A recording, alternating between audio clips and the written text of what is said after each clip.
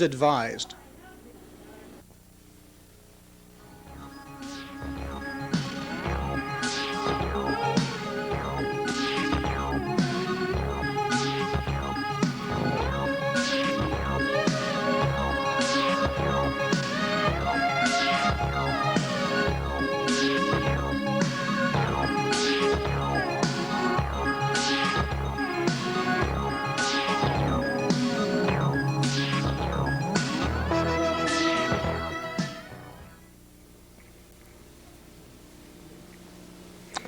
Hello, good evening.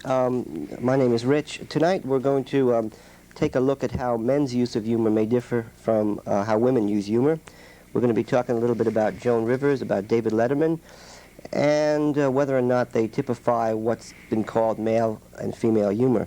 Perhaps more importantly, we're going to be talking about the effect that humor may have on male-female relationships and how humor can help or even hinder communication between men and women. A little bit later, we're going to be joined by Gisele Tierney to discuss some of these matters. Gisele here has her master's degree in communication from Portland State University. She has taught many communication courses there, including male-female communication, and she's been active in the Women's Studies program at Portland State. I'd like to tell you now that we're going to agree on a few things, we're going to disagree on a few things.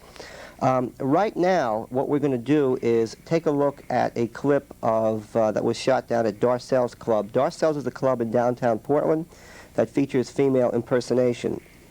This is a bit of a collage, runs about 5 minutes, then we're going to come back very briefly and show you something else. We think that a lot of what's in this clip will bring up some issues, some of the issues that Gisele and I are going to talk about later. So why don't we take a look about 5 minutes of Darcelle down in Darcelle's in downtown Portland. The name is Darcelle, darling. Hair by Jacuzzi. Face by Max Factor and the body by Sarah Lee. Oh, you remember Dina, our light lady, our door lady, Dina? She's so butch, she's got a Kickstarter on our vibrator. Oh, she's so butch, she rolls her own tampons. Prostitute friend of mine went over to H&R Block, had her income tax figured out. The man wrote down how much money she made, how much money she spent, had it all written up. He said, now what do you do for a living? She said, I'm a prostitute. He said, I can't put that down on the top of your form that you're a prostitute. You'll have the federal government all over your back. We do that. Think of another occupation. She thought for a minute. She said, I know. You could put down I'm a chicken farmer. Chicken farmer, he said, but what does being a prostitute have to do with chicken farming? She said, I bet you I raised about 15,000 cocks last year. You communicate a story like you never saw before. Look out for the good times. When you're on a path and you need a little laugh, look out for the good time, girl.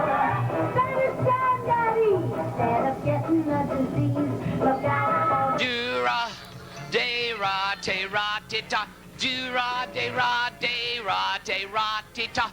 Do-ra, de-ra, de-ra-ti-ta. Soldier boy, oh my little soldier boy, I'll be true to you. Mama said there'd be days like this, there'd be days like this. So Mama said, you are my first love, and you be my last love.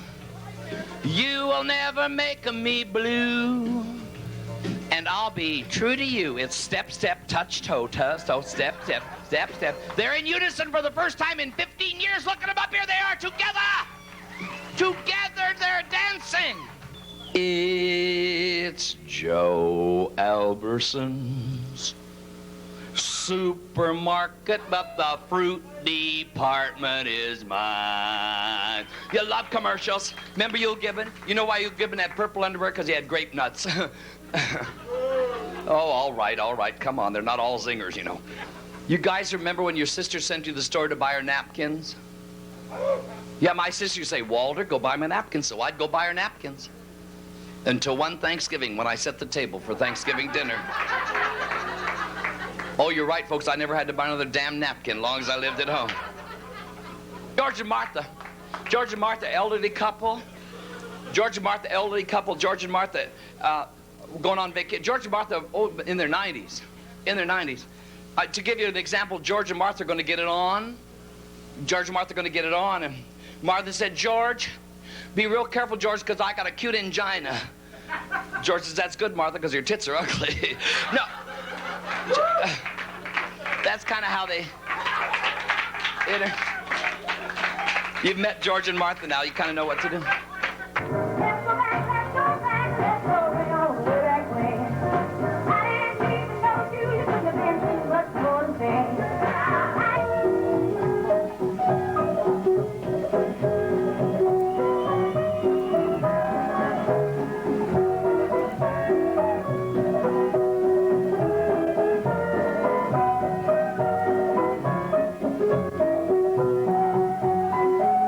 Shave your own head? You do? You do good in the back. A couple of nicks, but other than that, pretty good. I know some people that will do it for you.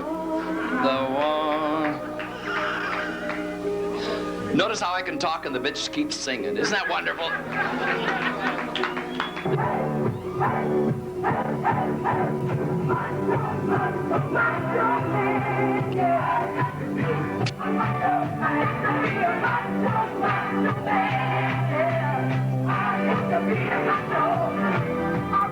Call the cops out. Okay, yes, that was Darcelle. There was something on the tape that we didn't see, but we'll talk a little bit about that later. What we're going to take a look at now is an interview with Walter Cole. Walter Cole is the man who plays Darcelle. In the clip that you just saw, the person doing the monologues was Darcelle. A couple of things Walter would like you to know. Walter is not a transvestite. He is a female impersonator. He's an entertainer. And in this clip, we'd like to tell you that you can see Walter's nails. Walter was going to do a show about an hour after we did this interview. He keeps these nails on because it's too much trouble to take them off and put them back on again. So basically, that's why he has them. This interview is basically going to be Walter's own assessment of his work. And we'll be back in a little bit with Gisele to talk about this, this interview and what Walter has said. I don't know what else to tell you about Walter, except he's a very nice man, and if some of his stuff does tend to offend people, that is certainly not his intent. And we will talk a little bit more about the problem between intention and effect in communication in a little bit. So I'm kind of waiting for the tape of your audience. Who comes and why do you think they keep coming back? What do you attribute your success to down there? Probably the success in our business is that people are entertained when they come. Mm-hmm. And maybe they're a little bit nervous about, this is female impersonation, these are men in dresses, and maybe I'm not going to like this. Mm-hmm. But after they're in the show about 10 minutes, 5 minutes, or whatever, if they're willing to relax a little bit, they're going to enjoy what they see. As far as the people that come to see us, you name it, attorneys, governors, mayors, Mm-hmm. our mayor in particular. I read everybody. Something in the paper that said you estimated that your audience was about 99% straight or heterosexual. Yeah. Is that fair? Yeah. You have any thoughts on that as to why that is, or are you surprised at that? Not at all. Not at all. We're Okay. entertainers. Not at all.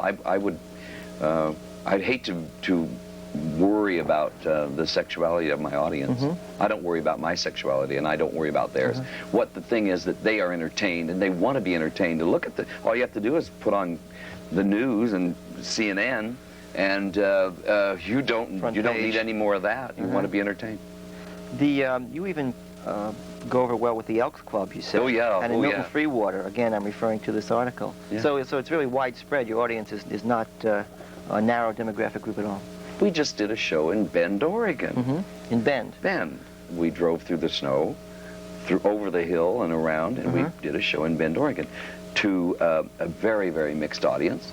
A lot of women, but also a lot of men, a lot of pickup trucks in the parking lot. So female impersonation is going over well in Eastern Oregon. In Central Oregon. Central Oregon. Yeah, so I thought it was Eastern Oregon too. In fact, I thought it was down by the border, but I found it's in Central Oregon. You just got back from doing the Joan Rivers show. Well, that sounds wonderful. Yes, I was in a contest and was won here in Portland, and we flew down on Tuesday morning, on a Tuesday morning, and we started, and I flew in with my face already on. I had my makeup on with sunglasses, and you know what made me really upset? Nobody even noticed.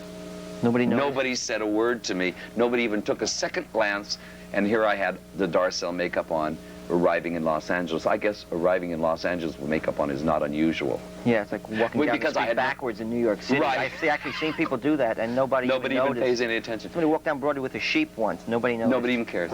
What happened was that we had no idea. We were going to be a little late for the contest, so we had no idea what to expect. So I had a dress under my arm and my wig in another hand and the jewelry in a case, and we ran into Fox Studio as the contestants were working, and they were just beautiful to us. They said, get ready in the men's room. I got ready in the men's room. I walked out. I did my spot. Beautiful. Being that we're talking about male and female humor tonight, Right. and Joan Rivers is female and she's a comedian. Yes. What are your feelings about what she does, and how would you explain her popularity? She seems to, like you said earlier, a lot of people either hate her or like her very much. What's going on with her? Why is she so popular? People, I don't know. You know, you notice that when she digs at people, when she does a real number on someone, it's somebody we all know. It's somebody that we all. I mean, it's the Victoria Principals, it's Elizabeth Taylor, it's the Queen of England. I mean, let's go for the top. People that are really not suffering in a normal way anyway. They're really not suffering at all, and they're certainly not going to suffer by Joan Rivers calling them hairy-legged or something. I don't know that they probably like it too much, but it's certainly, it's funny, and I think we react to it too because none of us are ever going to be in this situation the Queen of England's in.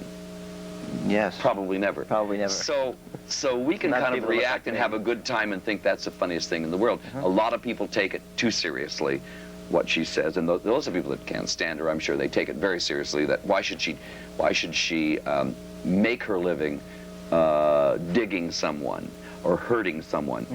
I personally, in my comedy or in my stand-up routine, hope that I never really get that edge or get that needle in too far. I hope that when I'm talking to someone, they know that I'm only paying attention to them, getting their reaction back, and having a good time with them. I hope they know. I hope I never really hurt anyone, so that they would walk away from my show feeling really hurt. And I think that they know it's lighthearted. It's not meant to insult. And I think that the people that Joan Rivers picks on, she doesn't go to her audiences. Have you ever seen her? She's never gone to her audience, to a person in her audience, and looked at them and say, "You really are an ugly woman." She's never done that. Don Rickles does something closer to that. Yeah. Does it? I don't know why. He gets away with it. He's a man, I guess. Yeah, I was going to ask you. A lot of people look at Joan Rivers and they say, she's being sarcastic, she's a woman, therefore she's a bitch. Bitchy. Men seem to be able to get away with that more. Does that square with what you say? Does it make sense to you? I think we're talking now. We're talking about all of our upbringing. You know, I think men have gotten away with everything forever, and I think everybody says it's okay for a man. It's okay for a man to cheat on his wife, but don't let a woman do it. On her kind of a double standard. Of course, double standard. We're going to run a little piece of the stage show. We just run it, depending on what point in time. That'll be fun. You're right. What I've noticed was there were lots of references to female anatomy and male anatomy. There was a piece on Las Vegas Showgirl. There was a piece on Leader of the Pack with groups of the 60s, and a few other things, the Aretha Franklin impersonation. My question is, do you consider this to be a parody of those groups? If you think it's a parody, do you think it's a loving parody or a mocking parody? Do you think you have to go in? Do you think that when you're doing comedy or when you're doing a stage production, as we do, do you think that you have to go into it everything with a message or anything with a parody? Am I asking you a question? I don't know. Okay. You know what I mean? What do you think the message is? I don't think that everything has to have a message. I think that things can be so entertaining and so fun that they don't have to have a message behind them or a reason behind them. No, the one that does Aretha Franklin on our show does not do it for a put down, does it as a compliment, I think, to Aretha. Okay. And if indeed we're doing something in the 50s, which we do, our 50s routine, which we love doing, by the way, it's super fun music and super fun to do. I don't think it's a parody against the 50s. I think we do we certainly do a fun version of the 50s, and we do our hair funnier probably, and my Toreador pants are kind of wild. Well, the reason I'm asking is because it's obvious that different people see things different ways. Sure. And I was just wondering if you thought that your stuff compliments or insults women. Obviously, a lot of people are going to say it compliments. A lot of people are going to say it makes fun of women or insults them. And your perception of that is what? Never, never, never, never would I want anybody to think that I was there insulting women. What would you do? I don't want to be a woman. You know, I don't want to be a woman. I'm being a character. I'm Darcelle as a character that was created by a few people, and Walter is underneath all that. And I would never want anybody to think that I was trying to insult a woman. The women in my life are most important, and the most respect I have much more respect for women than most of the men that I know. So. Well, let me ask you a question first before we get into that. What if somebody says your stuff insults women? How do you react to criticism from those people, or perhaps from feminists? And it's happened. It's feminists or What's your stand on that?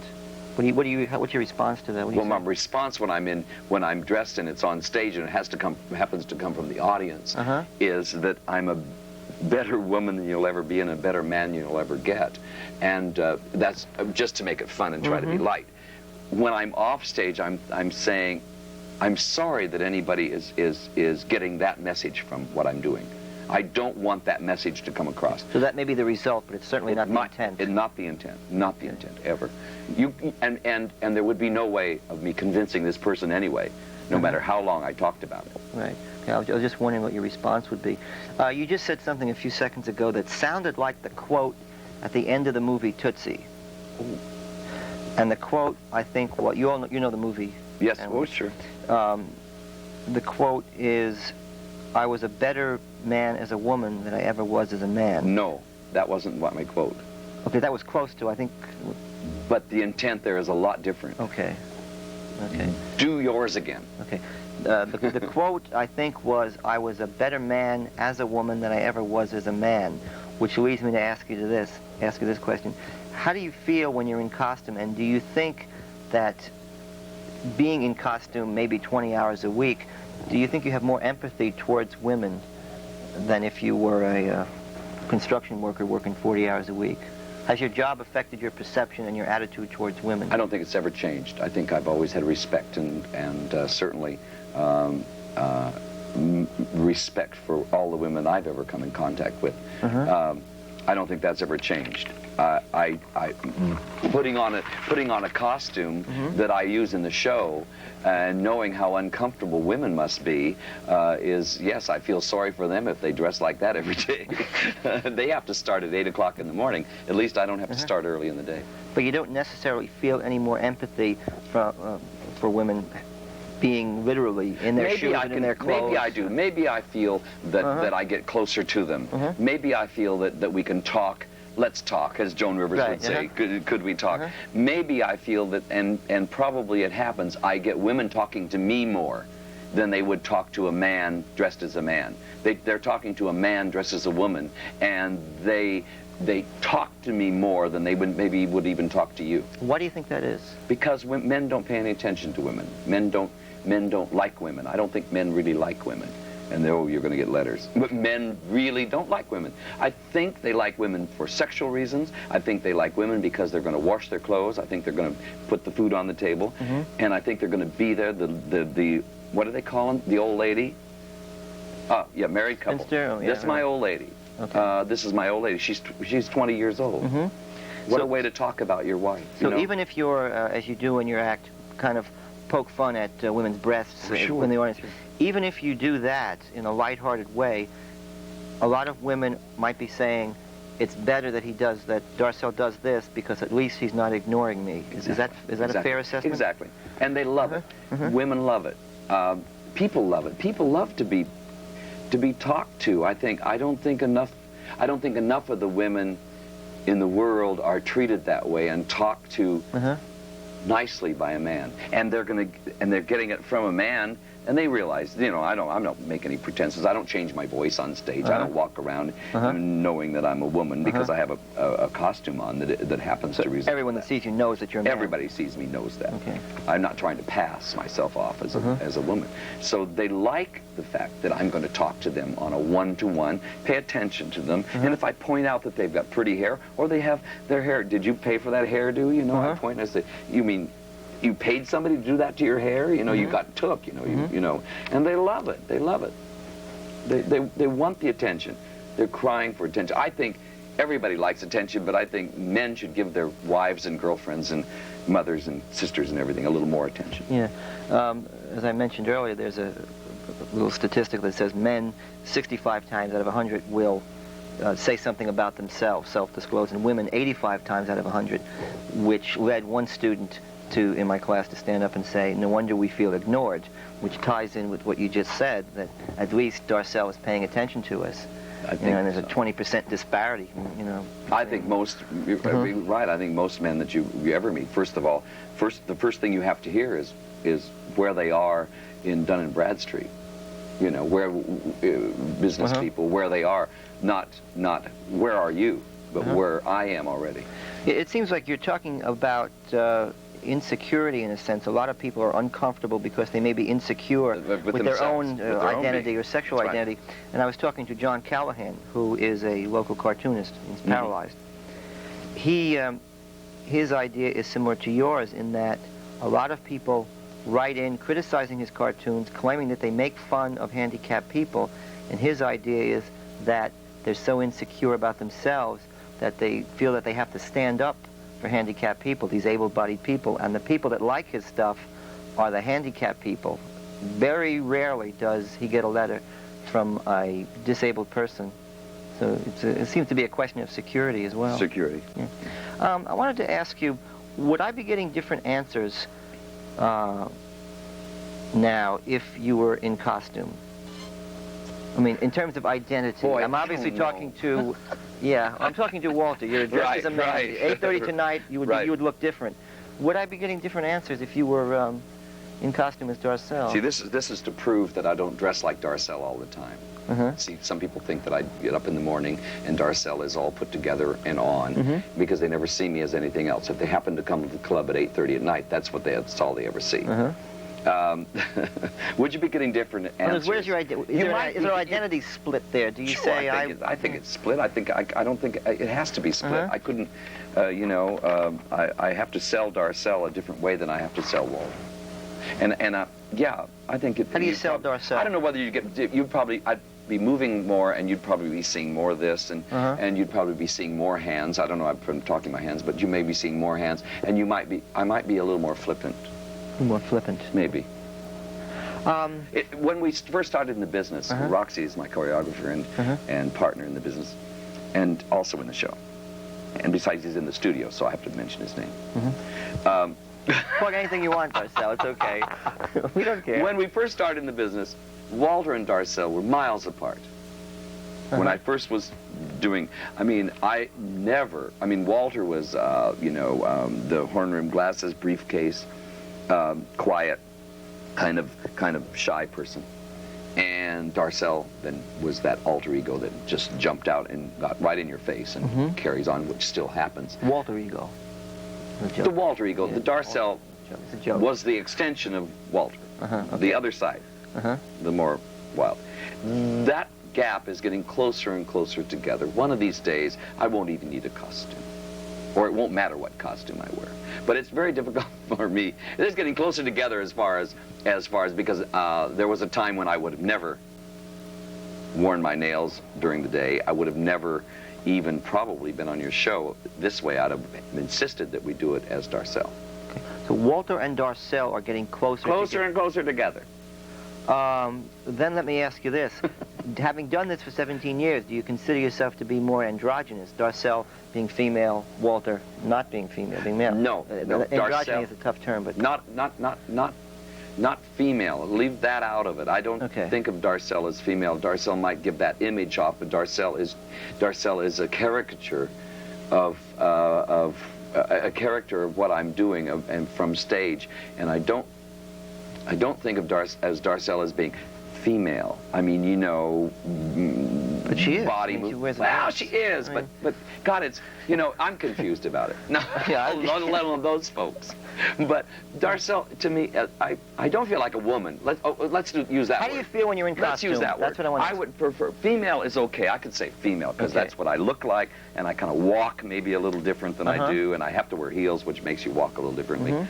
So maybe female. Let's say I don't feel like a woman. How do you feel when you're in costume between 8:30 and midnight? Like probably a female, but not a woman. How's that? No? Is there a distinction there? We should ask the well, that women. would be a semantic Your producer distinction. should tell us. I'm not quite sure. You feel like a woman, female, but not a woman. I don't feel like a woman. I don't feel like... I know I can't have babies. Let's put it that way. I know I can't have babies. Do you feel, let me rephrase it, do you feel differently between 8:30 and midnight in costume than you do now? What is that difference? Because I have to get my adrenaline up, I have to get my pressure up, I've got to get my all the blood rushing to whatever part of the body makes you a stand-up comedian.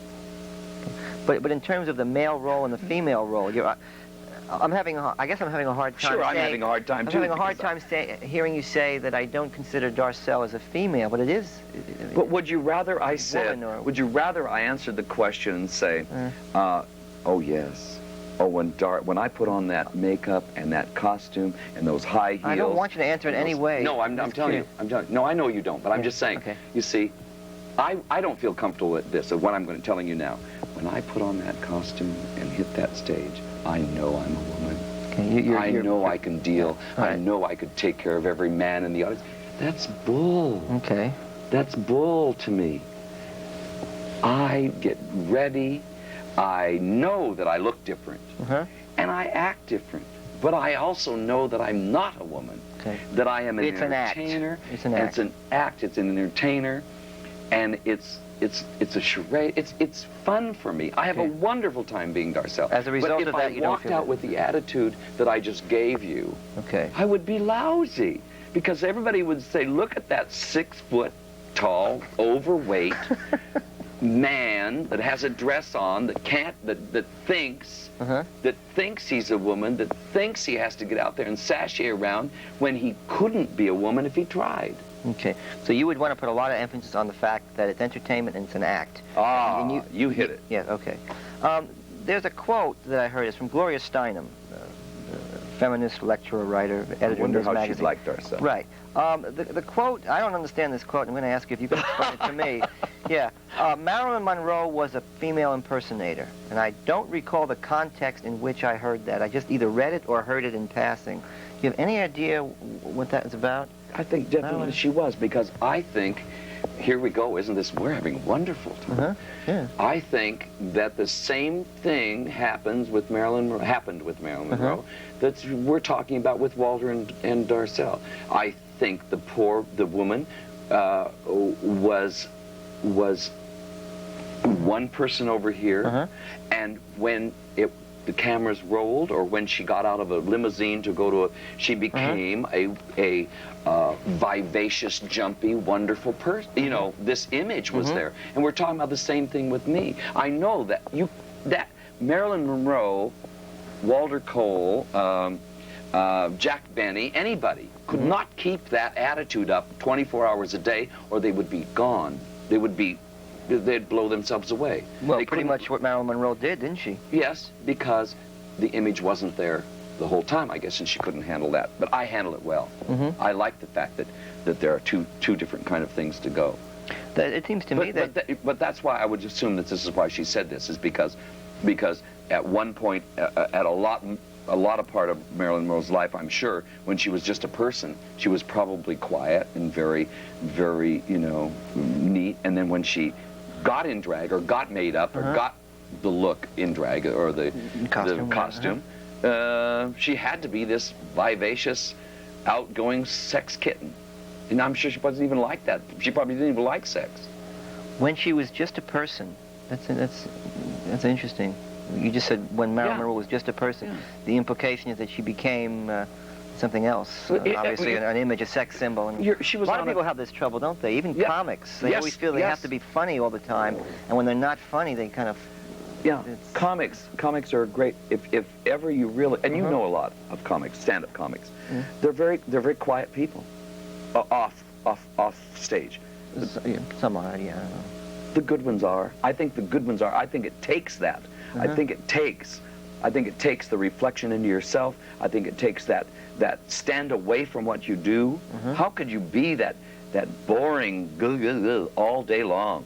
I mean, some people are going to like it a little bit, but I bet a little bit that goes a long ways if you're having lunch with someone, or if you happen to be on a bus. But some people are on all the time, and maybe this was the pressure that Marilyn Monroe had felt that she was under. She always felt that she had to be the She had to be blonde on when bombshell.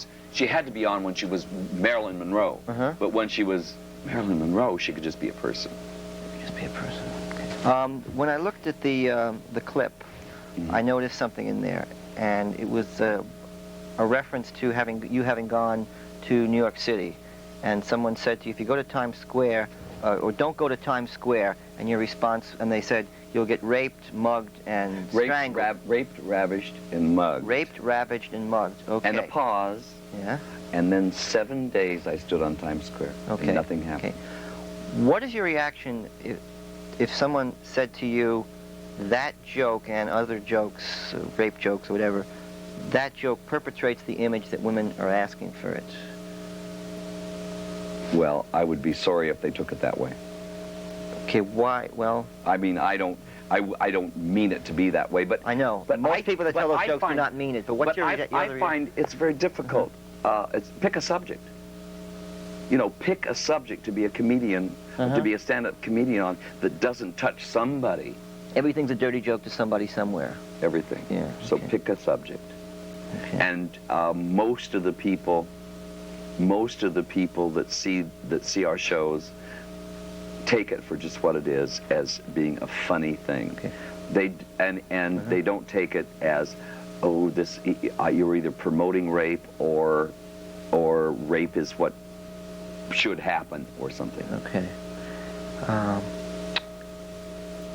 I do not. I lost my train of thought. Yeah.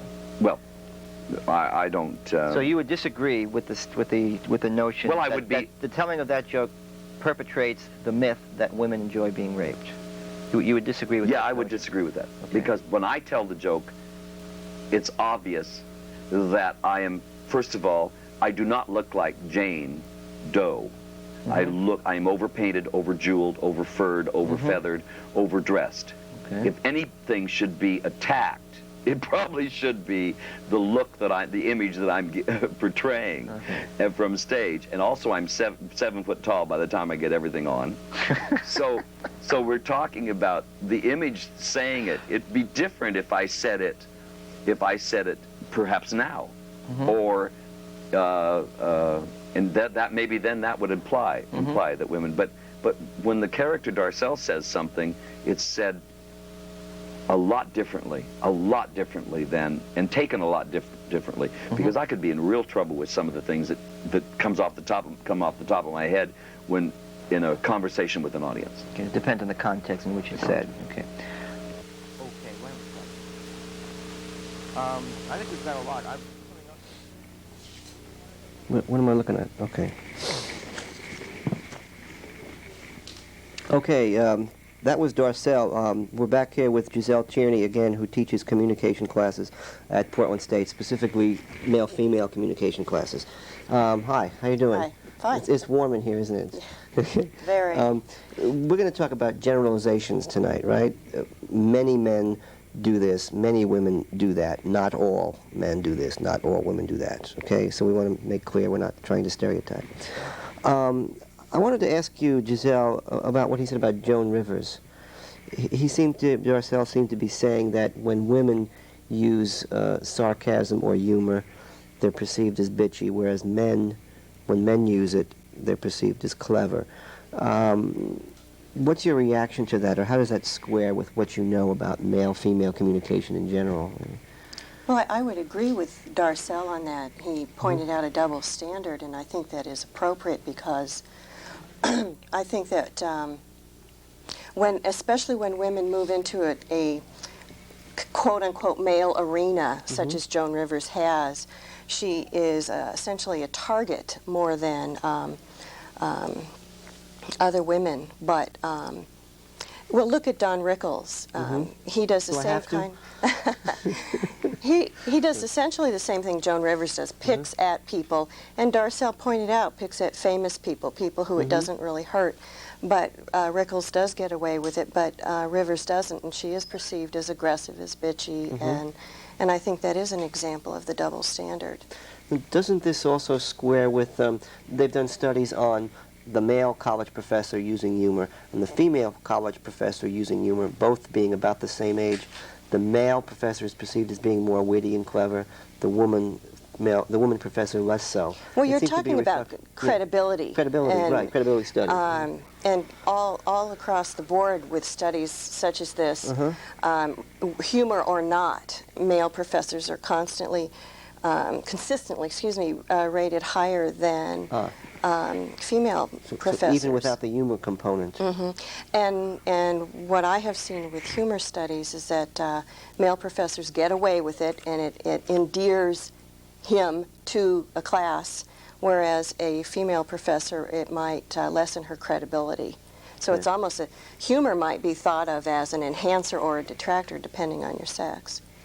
You were talking about Don Rickles, and I think in a much more benign way, I think David Letterman sort of does the same thing. And it seems to me, from what I can tell, David Letterman is almost, he uses what's called male humor, and I was wondering if you can tell us anything about a generalization about what you consider to be maybe a couple of things of male communication style. And we can let's see if that fits in with what Letterman does on his show. Okay, and we can draw in Rivers again with that, sure. Because Letterman, well, basically, to just generally say, male language is concerned or addresses things that are external to the male, and female language is concerned or takes on things that are internal matters, and male or external matters. And so when you apply that to Letterman or to Rivers, you find that Rivers is often always, putting herself down. Which is supposedly typical of female comics. It's self-disclosure. It's self-disclosure, which she does. She lends herself to be vulnerable and then puts herself down, whereas Letterman never really puts himself down. If there's anything that if he is asked a question which might make him appear vulnerable, he uses humor to distract. Bat it away. Yeah, to bat it away, to distract it. So, and that ties in with studies on male inexpressiveness as a form of power, and or as a base of power, and female expressiveness as a form of submissiveness and not being as powerful or as perceived as powerful. So you think Letterman, by not self-disclosing much or by using humor as a substitute for intimacy, is sort of exercising control over that situation? Right, and if we're saying intimacy, we're talking about self-disclosure and making yourself known to another person. Isn't it true that in general, in day-to-day communication, men tend to interrupt women more, and they also tend to interrupt other men more? Isn't that true? That's what the research shows. Yeah. It's interesting because women, if you look at humor about women, it's usually, in terms of talking, women are, chatter, chatter, chatter, always, it can't shut her up. Gab, gab, gossip, gossip, that type of thing. There's that mythology. Whereas you would think with this interruptive behavior, which men do tend to do more than women, that men would talk more, and it turns out that men do talk more. Saying more about less, maybe. Well, no, I don't know about that. Okay. I wouldn't say that, but men do tend to talk more but they never really talk about themselves. So Okay, they don't talk much about anything significant, it seems. Well, So, yeah. no, I wouldn't say that, but they don't tend to self-disclose. They don't talk about things that are internal. Their emotional state. Often when women will talk to me and say, I wish I can get my partner to talk more. He never tells me how he feels, type of thing. Okay. That tends to come up, so men tend to not discuss their emotional state. Which is consistent with how they use that in humor is consistent with how they maybe use that in right, day-to-day and if life. you bring in Rivers and Letterman again, the idea of Letterman not insulting himself and Rivers insulting herself. So if we say Letterman does not self-disclose much, he interrupts, and if we say that he's even perhaps more sarcastic than women comics, then he might fit into a typical use of male humor, Right, whereas Joan Rivers, using self-deprecation, making fun of herself or other women, may fit into a female-type humor, use of humor. Yeah. As generalization. Right, Yeah, right. okay. Social control. Do you like David Letterman? When you know much about him? I have liked some of the things he does. I like his, I don't know, you're the humor expert, but his deadpan humor type you like stuff. it, yeah. His, examining shoes and things that are silly. I think men really like him. I don't know why. I think he's sort of like a big brother who will show you things that you're not supposed to Well, see. He reminds me of a big brother who would show you Playboy magazine when you were 13 or something. He gets away with things. Kind of a smart guy. Or Yeah, something. well, I don't know. Well, Yeah, I don't know. but he also is somebody who, talk about his dirty socks or something. I don't know. Yeah. In that sort of big, goofy kind of way, I suppose. Big Goofy Dave. Let's talk about rape jokes. Okay? Darcelle told one about the Times Square reference. We heard it. Let me just ask you a general question. What's your beef about rape jokes? How do you feel about them? Well, Darcelle told this joke that basically was I went to Times Square. I was told I would be raped, ravaged, and mugged, yeah. and I stayed there 7 days, and nothing happened.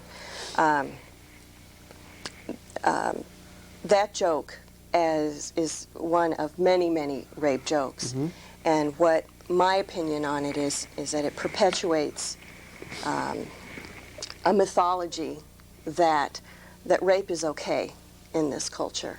That I know that he said that that's not his intent, but the result of rape jokes and the subtleness of that particular joke tends to, I don't know, at a subconscious level, we all buy it. We all buy it. It's socially acceptable that rape occurs in this culture. Well, what about, Gisele, what about his explanation or justification or explanation about that joke? He says when he told it, he was over-made up, over-exaggerated. It was a man dressed as a woman.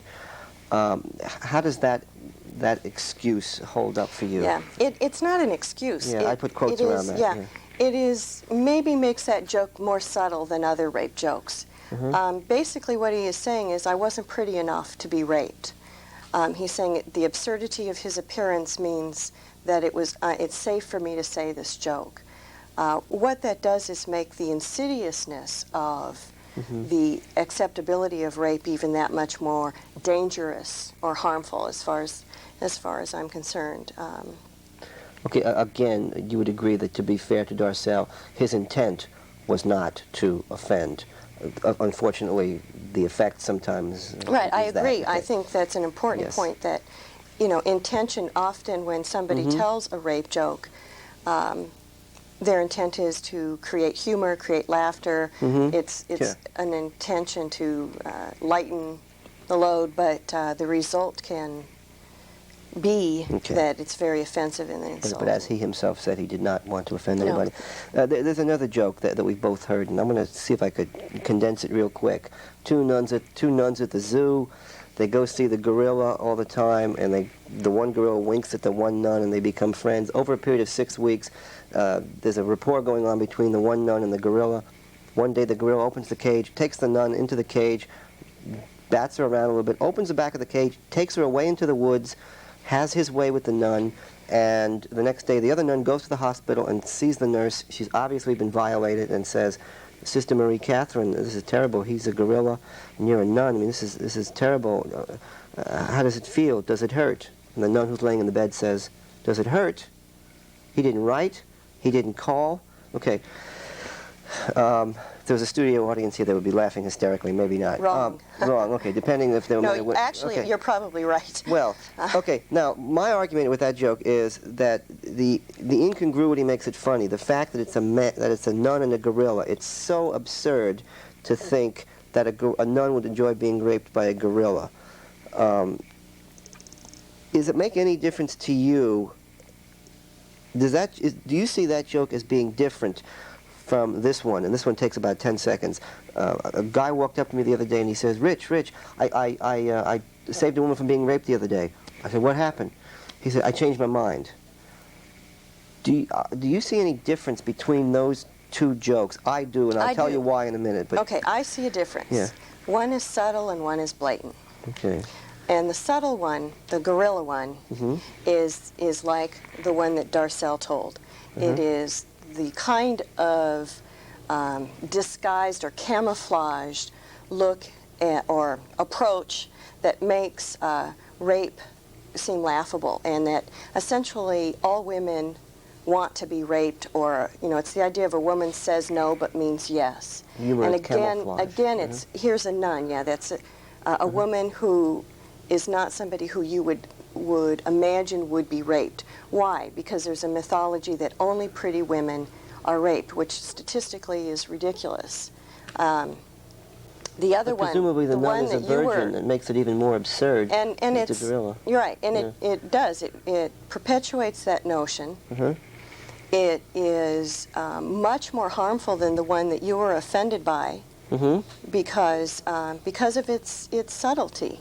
We all, can see the one that you were talking about. It's blatant. I stopped a rape the other day. Oh, I changed my mind. I mean, But that's not funny to me because it's so real. I mean, it's a man and a woman, and men rape women, and it's not funny. My quote-unquote justification of the other joke is that it's so exaggerated, it works. Okay, and it seems to me you can almost also argue that can't you say that that's making fun of the people who actually believe the myth that women enjoy being raped so much that a nun would enjoy being raped by a gorilla? It's the same argument that can be applied to ethnic humor. I mean, who's being made fun of here? Who's the butt of this joke?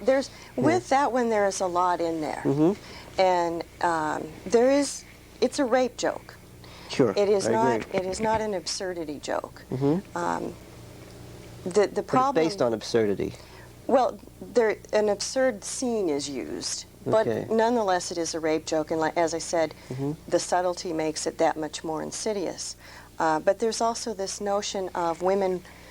He didn't phone, he didn't call, type of thing, where all a woman needed was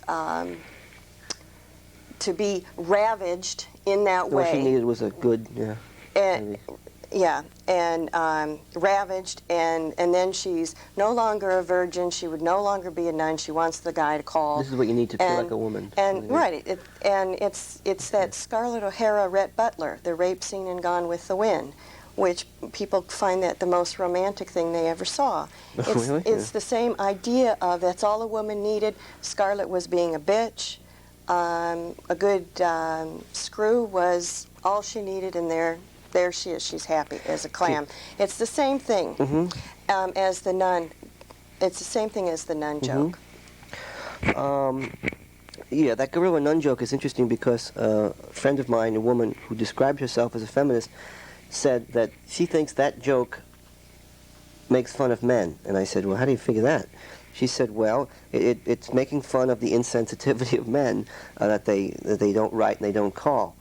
I don't know. That's just a thought I thought I'd throw out. You probably disagree real quickly with that, or what? Real quickly. Yeah. No, it is.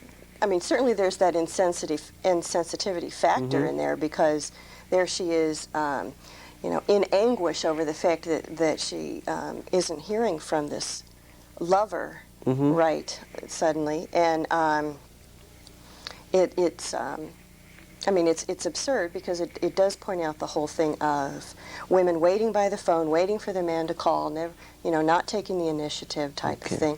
So it's that whole thing, but moreover, I see it as a rape joke that It does not have any so redeeming. that joke does not have any redeeming value whatsoever. Okay, so that joke maybe seems a reflection of society at large. They say that there's a lot of anti-female bias in humor.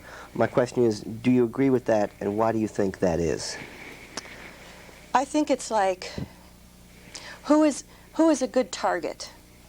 And if you look at ethnic humor and you know, political humor, and I know you look at anybody who is an easy target, and that is where a lot of humor is directed at. And I think women in this culture, as much as we pretend that things are better now, women in this culture are oppressed and are not in as powerful a position as men are. So, of course, women are the butt of all kinds of humor. If you look at, you know, the Henny Youngman line, you know, take my wife, please. Now, you look at that whole genre of anti-wife jokes.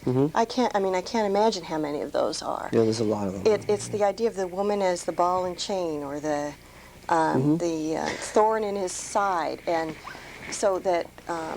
Excuse me, this is not culture specific either. We were talking with a woman who spent the first half of her life in Great Britain last week, and she said, well, we got sexist jokes in England too. Jewish jokes, sexist jokes, they seem to be, you know, not just American.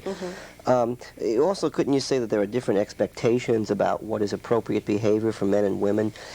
And this may explain why there are so few female comics in the business, because it's a pretty aggressive thing to get up there and open yourself up to a group of people, and you either flop or you soar on your own. And it seems well, have to you me, ever looked at the number of female comics compared to male comics? I don't know what the stat is, but it's much lower, obviously. Yeah. Why do you think that is?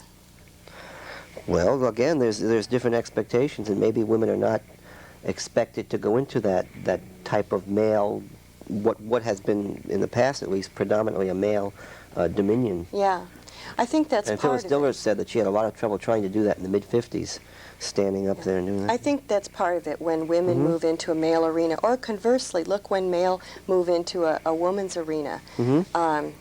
The same kind of thing applies. But also, I think that what happens there is when women use language that is perceived as male language, which is external, aggressive, all of those things. And I mean, generalities, certainly, rather than appearing as a Don Rickles would, and he gets away with it, the appearance is bitchy, aggressive, negative. That's getting back to that double standard. I think so. Letterman versus Rivers. He's allowed to do it and she's not. I think so. And look at when male comics use quote-unquote feminine manner or feminine voice, feminine gestures. That is often a way that they portray their humor. And again, making fun of women. Whereas when women are acting masculine, it's not making fun of men. It is the woman is the one that gets the punishment for doing that kind of behavior. So what you see in female comics maybe reflects the prevailing social order of things. Yeah. Okay, I wanted to ask you a little bit about the idea of oh gee whiz, Marilyn Monroe. What was the Gloria Steinem quote? Marilyn Monroe was a female impersonator. I'm not sure what that means. What do you think that's all about?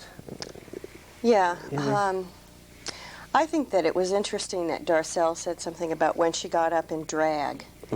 And I hadn't thought about that as Marilyn Monroe in drag, but that makes sense, and the idea of women in drag. And if you look at that, that's essentially what Steinem was saying, that there she was, all decked out as Darcelle, or Walter decks out as Darcelle, and there is a person in drag.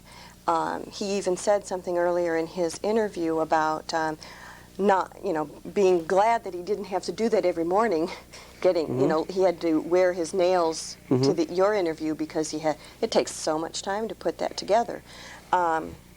So the idea of putting that together every day, women getting into drag every day, is an interesting notion. And look at the idea of social control there. What are our expectations of women?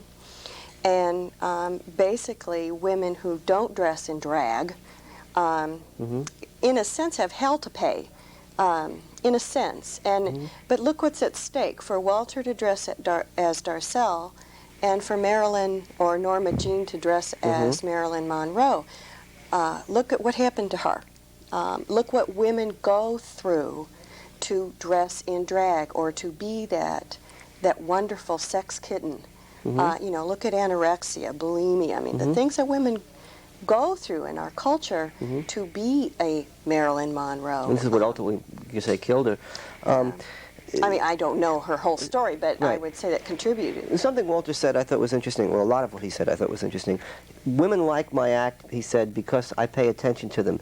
And it seems interesting to me that if women in the audience enjoy the attention he pays them, even if it's sort of lovingly, mockingly, sort of kidding around with making fun of their breasts or whatever, they'd rather have that than be ignored.